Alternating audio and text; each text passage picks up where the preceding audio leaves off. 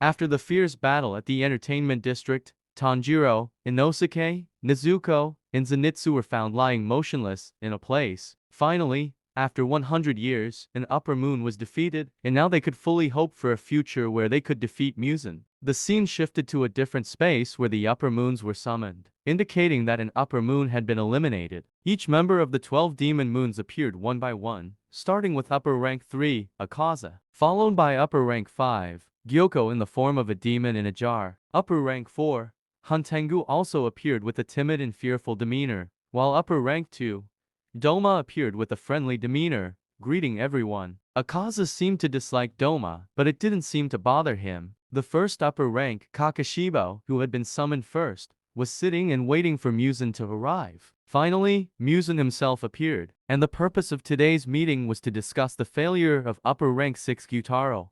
While Akaza appeared fearful, Doma still maintained a friendly expression on his face. Muzan showed anger because it had been hundreds of years and he still hadn't found the blue spider lily. But Gyoko had useful information about a swordsmith village. Muzan immediately ordered him and Huntengu to go there and investigate. When Doma wanted to go along, Akaza appeared and showed his displeasure towards him. Kakashibo suddenly appeared and warned Akaza about his attitude, creating pressure that made him stand still and listen to orders. They all then left to carry out their mission. A flashback appeared. In the past, Tanjiro's ancestor was talking to a swordsman who had almost killed Muzan.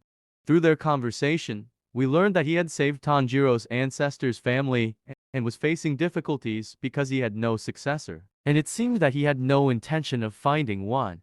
Back to reality, Tanjiro finally woke up after 2 months of unconsciousness. Everyone was very happy. Inosuke and Zenitsu had already recovered a while ago and were carrying out their mission. In the following days, Tanjiro continued his training to regain his strength.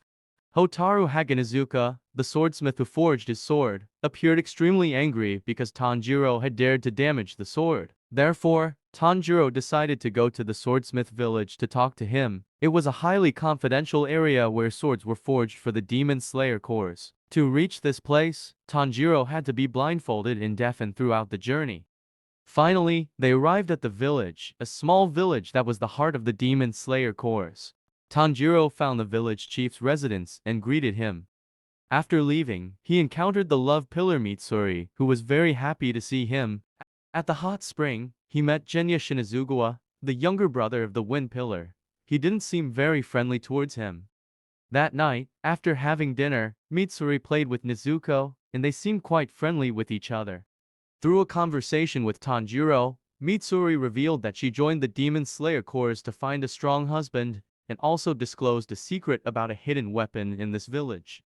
The next morning, Tanjiro encountered Water Pillar Michiro arguing with a boy, and not only that, he also saw a familiar figure that appeared in his dream. After observing for a while, he realized that the boy, named Kotetsu, was preventing Michiro from taking the key to activate the mechanical puppet, an artifact left by his ancestors 300 years ago. Tanjiro also appeared to protect the boy, but with just one strike, Michiro knocked him to the ground.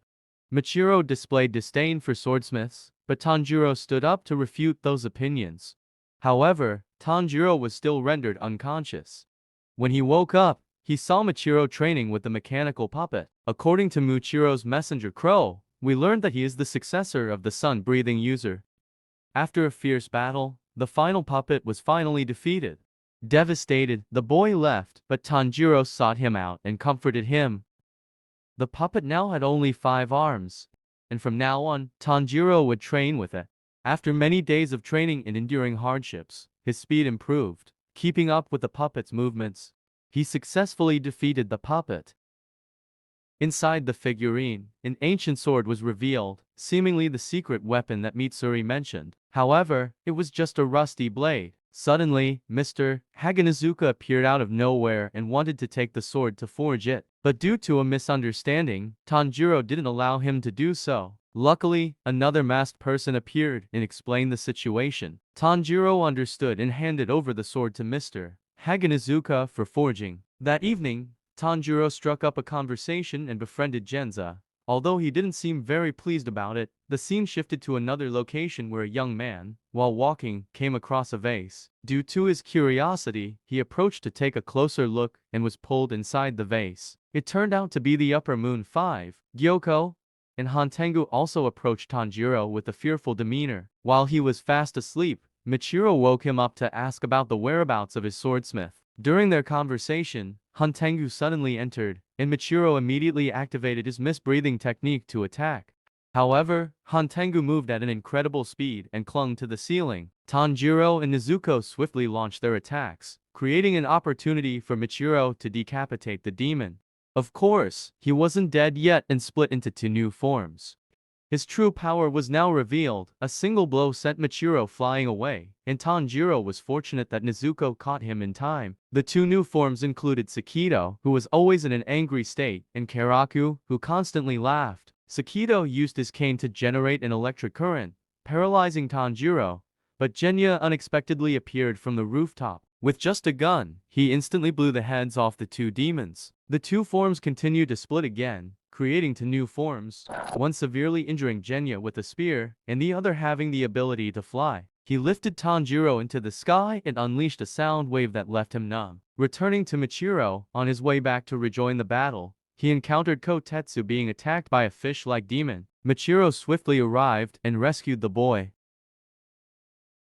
Despite having its head severed, it was able to regenerate, which means its weakness lies elsewhere, and that is the vase on its body. He quickly sliced off the vase and successfully killed it. Then he swiftly returned to the village. Turning back to Tanjiro, despite having its head cut off, the demon continued to split up, but its secondary form was now smaller and weaker than before. Tanjiro deduced that the demon could only split into four strongest forms. The winged demon returned and continuously inflicted serious injuries on Tanjiro. Returning to the battlefield of Genya and Nezuko, both of them were currently at a disadvantage against three demons. Although Genya was stabbed through the stomach, he managed to shoot one demon, causing its head to fly off, but it immediately regenerated. He continued to attack, but was struck by Sakito's lightning that he couldn't control and was thrown far away. Nezuko wasn't faring any better as she was pierced through the stomach by Karaku, but she retaliated with a kick and incinerated him with her flame. Then she blew him away with his own fan, but was subsequently restrained by Sakito's lightning. Tanjiro, by taking advantage of the demon's ability to fly, successfully came to Nezuko and Genya's place. He used the winged demon's leg to counter the lightning attacks and saved Nezuko. As soon as Nezuko woke up, she immediately incinerated the demon, but Karaku returned to the battle and used the fan to attack, leaving both Tanjiro and his brother unconscious. Mitsuri arrived just in time to rescue the villagers using her flexible and nimble sword. She easily defeated the monsters and saved the village chief. Nezuko, after regaining consciousness, was carrying Tanjiro to protect him from Sakito's attacks. After being struck by Sakito's lightning, it was Tanjiro's turn to carry Nezuko and flee, followed by Karaku's pursuit. Karaku unleashed a technique that blew away a large area. Michiro, on his way back to the village, coincidentally encountered his swordsmith. The old man then quickly led him to the location where his sword was stored. When they arrived, they encountered Gyoko. He boasted about the swordsmiths he had captured as trophies. Michiro immediately launched an attack, but Gyoko easily dodged and escaped into another vase. Gyoko retaliated with throwing knives, and in an effort to protect Kotetsu, his swordsmith, Michiro was hit by the knives, allowing both of them to escape. He continued to be restrained by Gyoko using a water bubble. Meanwhile, Tanjiro received flame from Nezuko, which she infused into the sword. With this power, he performed the Kagura dance and swiftly beheaded three enemies. Genya, on the other hand, successfully obtained the head of the remaining demon, but they didn't disintegrate. This meant there was still a fifth demon left. Nezuko and Genya stayed behind to hold off the four demons while Tanjiro went to search for the fifth one. With his keen sense of smell, Tanjiro quickly located the position of the fifth demon for Genya. Tanjiro and Nezuko fought together to create an opportunity for Genya to eliminate the fifth demon. Genya finally discovered the fifth demon, who was extremely small and sturdy, not easily defeated by guns or knives. As he was about to be finished off by Sakito, he had a flashback to the past, where he lived with his violent father, but his mother loved him and his brother dearly. One night, Sanemi went to find their mother alone because she came home very late. When dawn approached, their siblings were attacked by a mysterious demon. Sanemi arrived just in time to protect Genya. He then went to find a doctor to save their siblings. But when he returned, he only saw Sanemi standing in front of their mother's corpse, who had been turned into a demon and attacked him the previous night. Due to a misunderstanding, Genya continuously cursed his older brother as a murderer. This misunderstanding has haunted him to this day. Returning to reality, Tanjiro arrived just in time to rescue him. And Genya also helped him back by deflecting a lethal blow and entrusted the task of beheading the fifth demon to him. The reason why Genya is still alive is he can obtain the demon's ability by having their flesh. Tanjiro quickly located Hantengu and struck him in the neck, thinking he was about to succeed. However, suddenly he sensed a menacing aura from behind. The sound of drumming echoed, forming dragons soaring from the ground. Tanjiro clung onto them, evading the attack. Nezuko, in an effort to shield Tanjiro from a blow, was injured and rendered unconscious. The demon revealed himself, a combination of the remaining four demons. He created a protective layer for Hantengu and generated immense pressure. Meanwhile, Michiro was still restrained in the water bubble, while the demon took advantage of this opportunity to enter the swordsmith's forge. Inside, Mr. Hagenizuka continued forging the sword Tanjiro had brought him, ignoring the presence of Gyoko. As Michiro was losing consciousness due to lack of oxygen, Koketsu, despite being attacked by a demon, made an effort to reach him and provide him with air to breathe. Thanks to that, Michiro successfully shattered the water bubble and escaped. However, now he is completely exhausted, and when he was about to be attacked by a group of demons, his lost memories have returned. When he was a child, he often went chopping firewood with his father. On a stormy evening, his father fell and died while picking herbs for his sick mother, who also couldn't survive that night. He has another older brother named Yuichiro, who always spoke harsh words to him. Time flew by, and one day, the relatives of Lord Oyakata came to visit and informed the two brothers that they are descendants of swordsmen who used the original breath technique. Yuichiro became angry because Michiro showed interest in becoming a demon slayer, thinking it was useless to work. In the following days, Yuichiro always expels the aunt whenever she visited. On a hot summer night, a demon suddenly appeared, and Yuichiro lost his arm while protecting Michiro. Both of them were cornered against a wall. In a moment of anger, Michiro lost his sanity, and when he regained consciousness, it was already morning, and the demon was near death and vanished. Michiro then returned home to find his brother, but Yuichiro was almost dead. Before death, Yuichiro prayed the best things for Michiro. Coming back to reality, the demon slayer mark appeared on Michiro's face, and he easily defeated the demons. He then sought out Gyoko and wounded him. Gyoko retaliated with gigantic attacks and restrained Michiro, but with his new sword in hand, Michiro easily escaped. He swiftly charged at Gyoko and slashed his neck. The two of them then unleashed a series of attacks against each other. Gyoko released a series of poisonous fish targeting Michiro, but he managed to dodge them and used his mist breath to blow away the fish. He then rushed forward and beheaded the demon, but he was quick to shed his skin and escape up a tree. He finally revealed his true form, a fish with a long tail, and his attack speed had significantly increased. It seemed like he would defeat Michiro with his newfound power, but Michiro created a layer of mist and illusions, then sliced off his head. After dismembering him into pieces, Michiro also fell unconscious due to the effects of the poison. Meanwhile, Tanjiro was struggling to deal with the five-headed dragon. This dragon had the ability to use both lightning and sound waves. Despite his efforts to dodge, he couldn't avoid being swallowed by the dragon, and Genya and Nezuko were also caught up in its grasp. Just when it seemed like it would end there, Mitsuri appeared out of nowhere and sliced the dragon into pieces. Her flexible sword seemed to be able to overcome the dragons. She easily dodged the attacks he created. The breath of love was a branch separated from the breath of fire, created by Mitsuri herself. Combined with her flexible sword and Mitsuri's muscular strength, she appeared to dominate the demon with her techniques. She quickly approached and wrapped her sword around his neck, but he unleashed a sound wave that paralyzed her.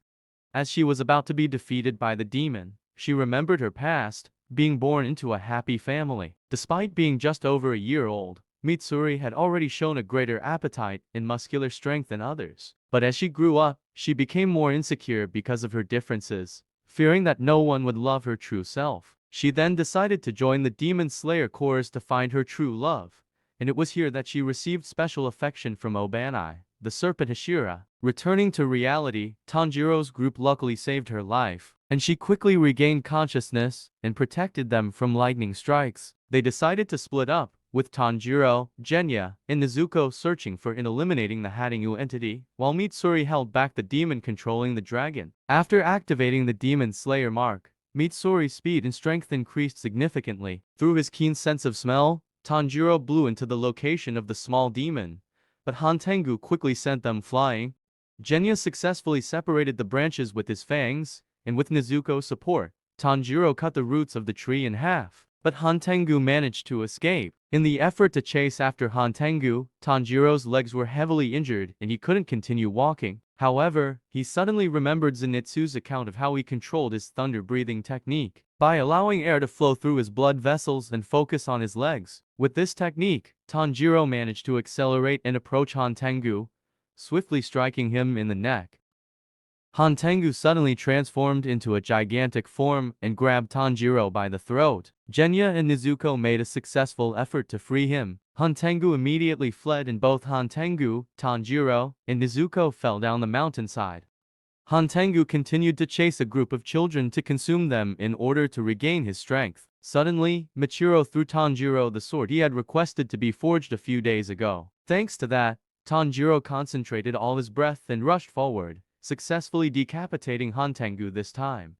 However, dawn was breaking, and Tanjiro immediately ran toward Nezuko, worried about his sister. But Nezuko, disregarding her own life, urged Tanjiro to go and save the children because Hantengu was still alive. This happened because Tanjiro mistakenly struck the wrong part. She was instantly burned by sunlight. Faced with the choice of saving his sister or the villagers, he couldn't make a decision.